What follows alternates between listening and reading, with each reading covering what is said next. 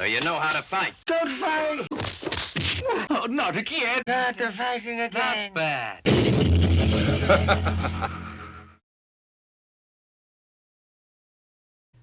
Hello and welcome back to the Snake and Crane Appreciation Podders. We discuss some of our favourite bits this time. There's loads of excellent and better bits, like better fights for example, that they don't make the cut. But it's because these are the bits that stood out when we were watching it growing up, and they created the fond, lasting memories of the film for us. These parts create discussion points about Jackie's little tricks and skills that he performs throughout his films. So, enjoy it. Please. That brings me on to the final part, which is just going over some of my favourite parts of the film. Right. Bit of an enjoyable bit. Less pressure on all the data and the analysis. Just bits that I like, that I find fun. Hopefully, it'll include, I mean, you like the whole film like me. Hopefully include bits that you like as well. The first one is chats. What I like about this, and what me and my brother particularly like about this, is the chats, the bloke's voice, and the every year, right? We like that. and then there's a bit he says 1 year at such a meeting, and then there's a big gap, and then he goes, the masters. These are this why these chats. Meeting at the Mid-Autumn Festival. 1 year at such a meeting. The masters. That After little gap many there, days of that little gap there is what I like. every year, the Right. 8 masters. I know it's stupid, but I love that every year. Every year. I love it. Right? Every year, the 8 masters of the Shaolin divisions Ready for held the a gap. meeting at the Mid-Autumn Festival. Yep. 1 year at such a meeting. The masters. After many days of So I consultation. don't know why he takes ages to say it, but he does. So the reason these things mean something, it's just what you grow up with. And me and my bro would walk around the house going, every year. So it's just one of those things. Next bit is the Speedy Snake Fist by the first monk that comes on the screen. Me and my bro used to rewind this loads because we were like, what is this amazing speed? Here he comes. I mean, blimey, O'Reilly. Yeah, it is. The speediest snake you've ever seen. He's just going up great, and then just pops, doesn't he? It's just right? really fast. Of the snake and crane. Look at the speed. Whoa, look at that. Yeah. Mate, bang, bang, smack.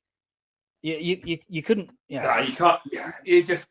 you can't do it. No, you can't. Hang on. You need to have a go full screen. Let's go. What, me? Yeah, go on. Let's have a go. Oh, right, so he all goes up crazy. Yeah.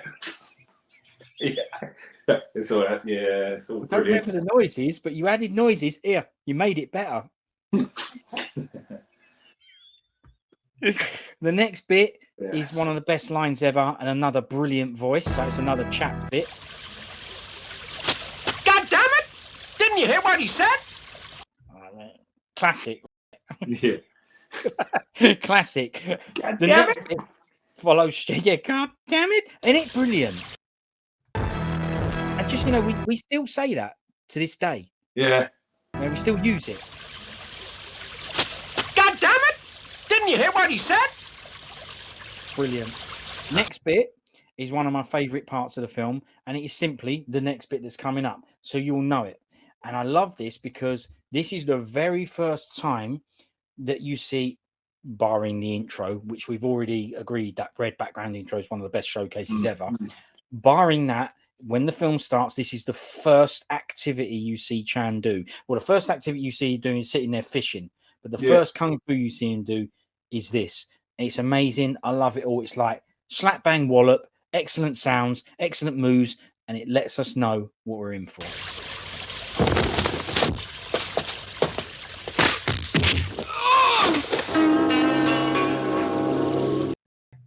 It's the best ever, isn't it? Yes. Check this out, look. Smack, bang, wallop. Brilliant. I mean, I just love it. And I even remember the first time I saw it, I went, oh my God, a bloke came up to have a little chat with him and he's just like, He isn't even looking. He's just bish bash bosh. He is, minding his own business. And it's just the power, the precision, and then the impact, off he goes. Yeah, he's just enjoying his fishing. That was my next, one of my next favourite bits.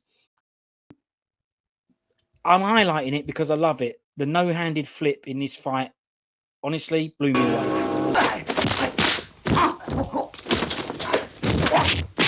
That's it. The old folded arm. Yeah, blew me away. It's just precision. He's gone from 3 different people there, and it's just perfect. It's literally billionth of a millimetre, perfect in a one scene. And as you say, yes, jumped over the crossed it's arm. so cool that he's like, I'm going to go this way now. This is easy for me. This is easy. It's easy. I was fishing. I could fight while fishing. Yeah, I could do flips on my arms folded and all if you want. He has. He's just done 2 impressive action shots there. Just like you say, he's fishing, not even looking, and he just crossed arms as if it's all in a day's work. Yeah, right, exactly. It's just so, and it's indicative of his character in this. How skilled he is. Let's have another look.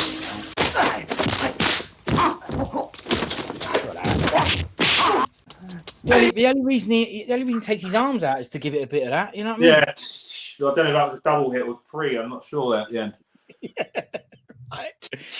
The next big I like is this. Me and my bro used to laugh at this scene. There's a guy that comes in this fight, and he's like a stupid drip and throws rubbish straight punches, and sort of Chan makes him look like a mug. The next one.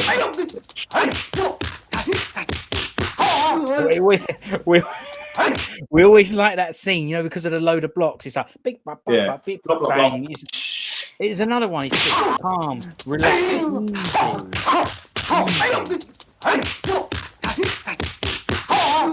easy. It's brilliant.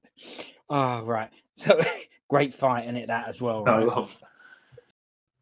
This scene I like because it's a Kunga's technique scene, and it's the scene where she asks him about what's that all about, and he explains what that's all about. Your technique. It's very strange. It's a new one. I'll show you something. Try to break this. Huh? Try again.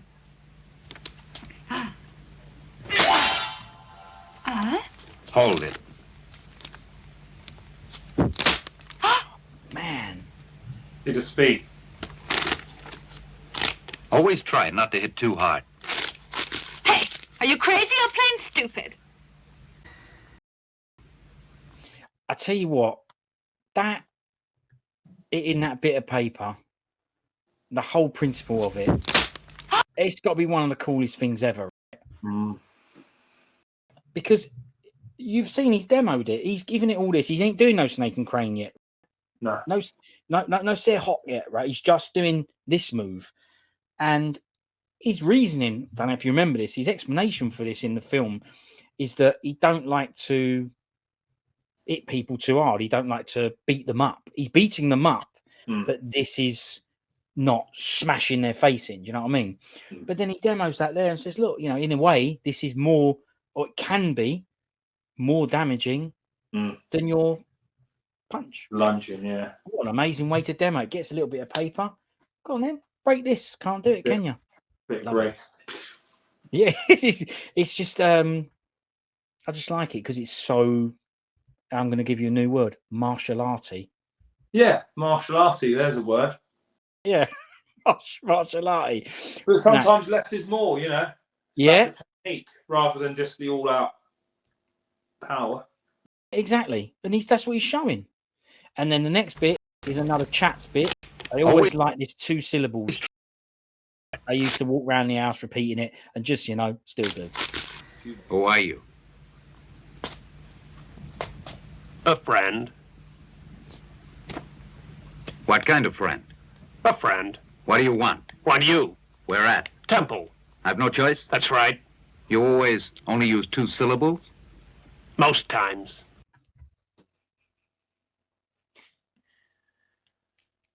the best. Cutting doubles. You ain't getting that in no original Mandarin or Cantonese track. You are only getting that with the English dub. Mm. What do you want? Want you? We're at Temple. I mean, it's brilliant, isn't it? Yeah. Because they wouldn't necessarily say that two syllable answers. I don't know. Two words. Two syllables. It zooms on him most times. Brilliant. Quite that And dry by the way, British sense of humour, but yeah, could get lost in translation, but it works for us. We know no different. Yeah. And to us, that was a 2 syllable scene. It makes sense. And he does chat again later on, that bloke, and it's only 2 syllables. So why? I don't know. But he asked him, you always do that? He's like, yeah. Well, most times. He didn't say every time. It's probably easier to dub. So they just go right. Maybe. But then that's part of the film. That's what we like you say, it's what we grew up with. And yeah. Next bit is the first reveal. So we've had him doing and all that. It's the first reveal of using snake and crane. And again, when it happened, I just went, nah, the way that was done was exciting.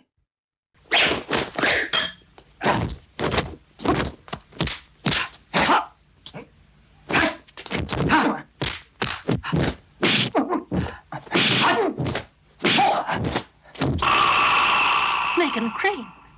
Let's have a chat about it. Well, I love kung fu films. There's no doubt about it. I mean, they do it for me. There you go. I love them. There's reasons here. So he kind of was a little bit like, I've been a bit trapped here. What can I do about it? They think they've got the better of me.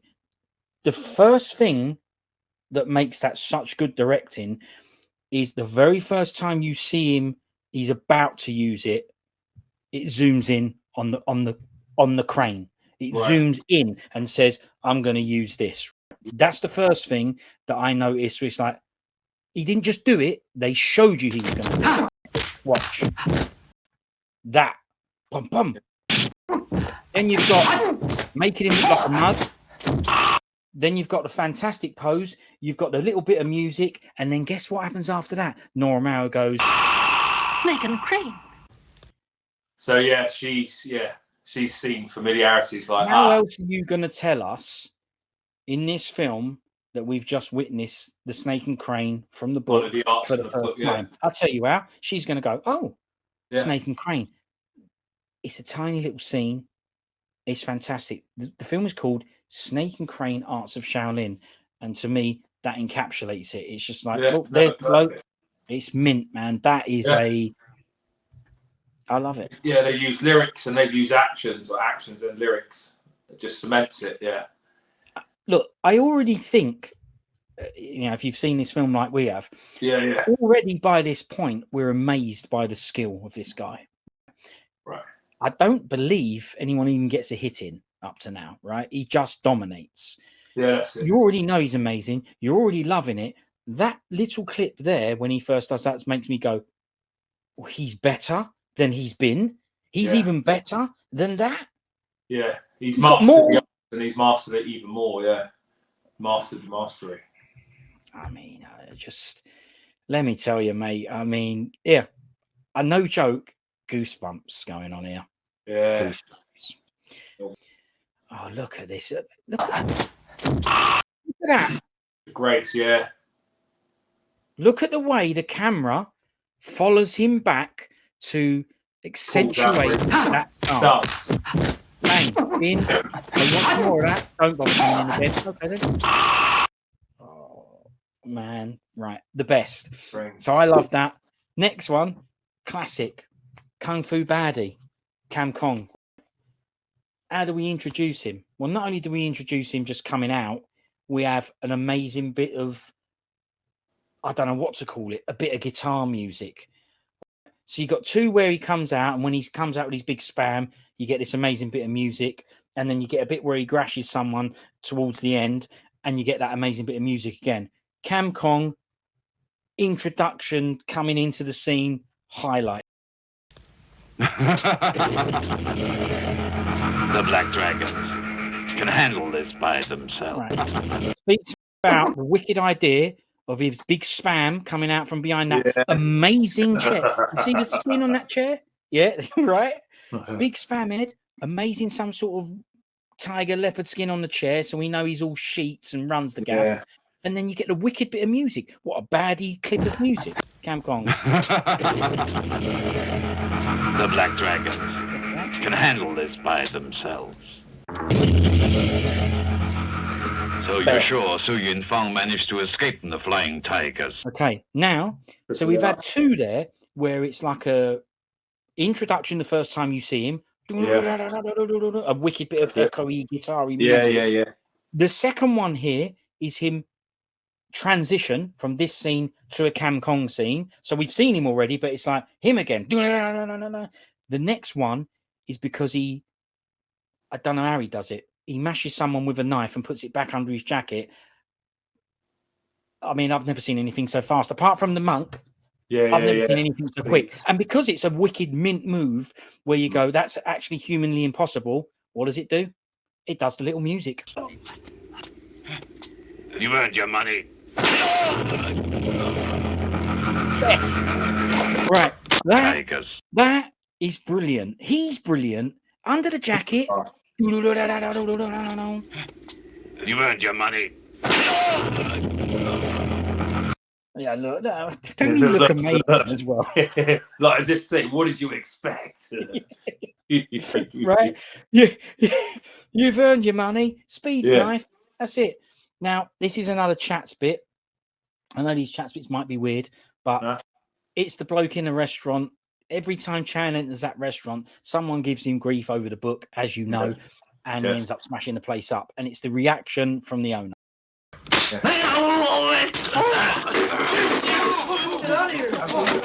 Here we go again. Start the fighting again. Yeah, it's just that. It's just the fact that he's like, oh my God. Start the fighting again. It's everything is the, oh, not this again. You know what I mean? And wicked voice, right? That's the other thing. English dub. And I am going to go back to what they call it. Classic English dub. It's the best. Right, you've disappeared. You've come back now. So, yeah, I like that. Second restaurant fight. You know, we had the one where the bloke was going like this and Chan was making him look like a mug. This one I like because he uses a style in this one where the bloke punches and he uses destruction. So he don't hit his face. He destructs the arms coming in. Right. And I used to do a bit of congas back in the day, and it was one of the things that we used to go, oh yeah, destruct the object that's coming in. And I like the fact that he uses destruction. Right. Destruction of the arms. Coming now.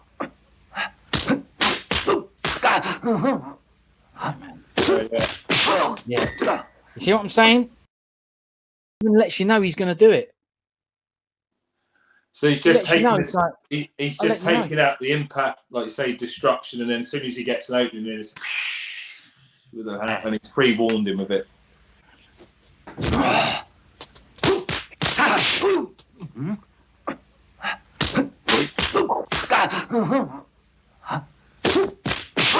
So the weapons is the bloke's arms and fist, and he's destroying the weapons. Brilliant. And it's real. The thing is, when you notice these things, to me, it's just a film. People go, oh, it's just a film, blah, blah, blah. It's just for entertainment. Yeah, of course it is. But there are legitimate martial arts techniques. Yeah. Isn't it? And it's good when you see them. Next bit, I know for a fact you like it. There's no way you don't. Same fight, second restaurant fight, I think it is. I'm going to call it the chopstick trick. Get him! Get him!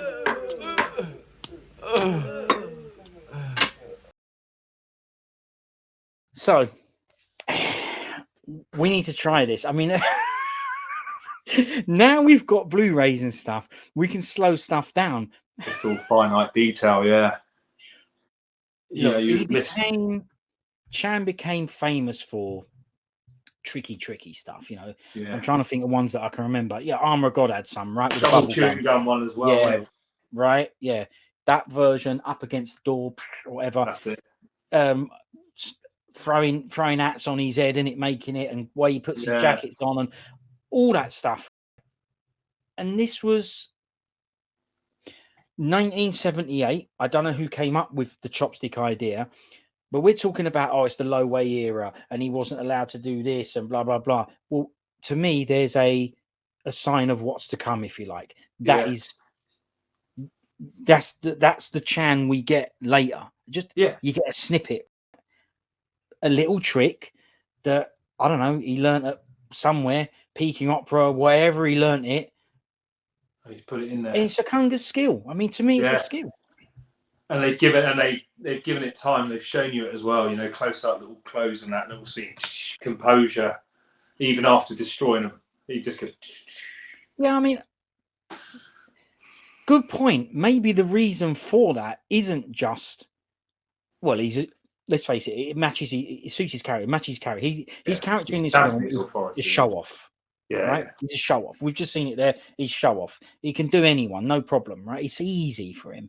And like you said, he ain't out of breath. He's got full composure. And you know what? I'll prove it because I've just had a fight and I can even do a trick with some chopsticks if you want. As a matter of fact, I'm so bored. What else you want me to do? It is.